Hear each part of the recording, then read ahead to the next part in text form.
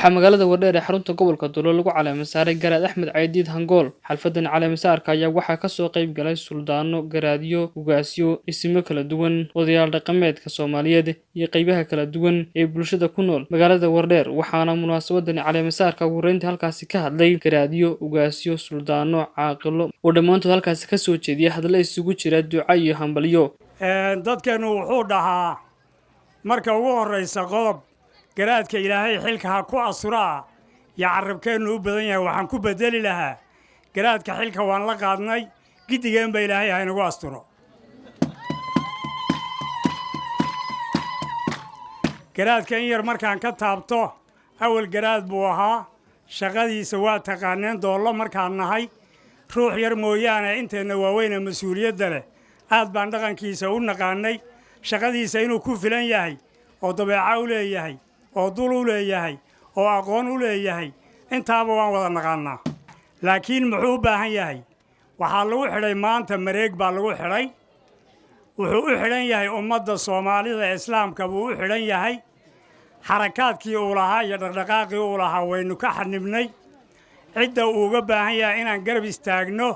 waa ummadda muslimiinta ah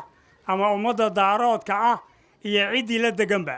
waxaan leeyahay garaad soo dhawow waan ku garab taagannahay waan kula shaqaynaynaa haddii Allah awood la ogolaado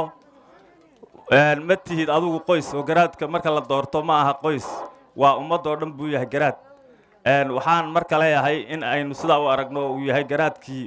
ummadda matala oo insha Allah waxaan qabaa inuu ka soo bixi doono booska maanta aynu dooranay waxaan soo dhawaynayaa garaad Axmed Caydiid Hangool garaad ku soo dhawow golaha dhaqanka ee beesha daarood weyne ku soo dhawow golaha dhaqanka ee gobolka Wardheer ku soo dhawow golaha dhaqanka ee beesha dhulbahante maadaama aad u tahay inta af Soomaaliga laga hadla garaad xil balaaran weeye waad shaqayn jirtay shaqadaada xogaal baanu ka ahayn waxqabadkaaga waanu aragnay haddaanu nahay beesha dhulbahante reer Buuhoodle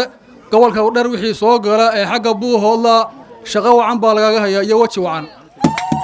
waxaanu ku leenahay maantana tiyo si balaaran oo ah inta afka Soomaaliga lagaga hadlo maanta xil baad u qaada xilka Allah ku fududeeyaan ku leenahay intii ay munaasabadan socotay waxaa halkaasi sidii caadada Soomaalida ahaydba halkaasi lagu caana shubay garaad Axmed Caydiid Hangool oo ka mid noqon doona madax dhaqameedka Soomaaliyeed gaar ahaan madax dhaqameedka dawlad deegaanka Soomaalida garaad Axmed Caydiid Hangool oo lagu shubay maanta oo 15 tahay oo ay ku shubayaan isimadii daarood iyo cuqaashii dhulbahante ee gobolka Doolo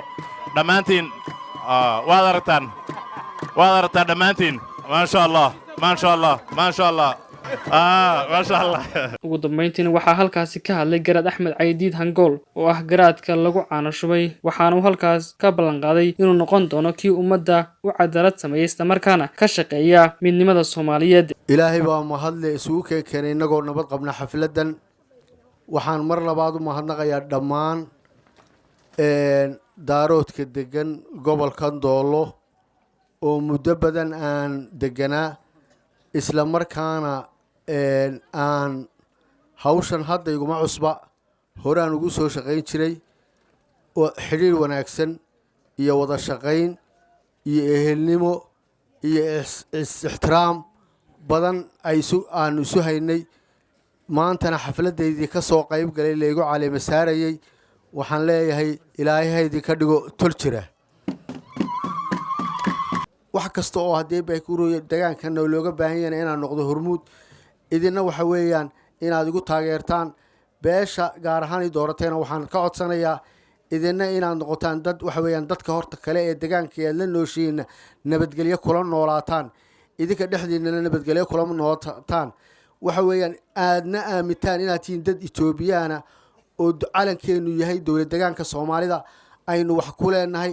wax la qabsano istiraatiijiyadda dawladda iyo waxa weeyaan hadii bay ku rooyay ay hormuudka u tahay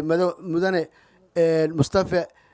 Maxamuud Cumar inaynu hogaansano oo aynu noqono dad dawladooda ka dambeeya idinkana saasaan idinka codsanaya ilaahay waxaan ka baryayaa in dambigeena ilaahay dhaafo dambigii waalintee dhaafo muddooyinkii ugu dambeeyay tan intuu isbeddelku deegaanka Soomaalida ka hana qaaday xuriyatul qowlkii xuquuqul insaanka ayaa waxaa ku soo badanayay deegaanka Soomaalida munaasabadaha lagu caleemo saarayo madax dhaqameedyada deegaanka Soomaalida Cabdiraxmaan Buux telefishinka Home Cable magaalada Wardheer ee xarunta gobolka Doolo.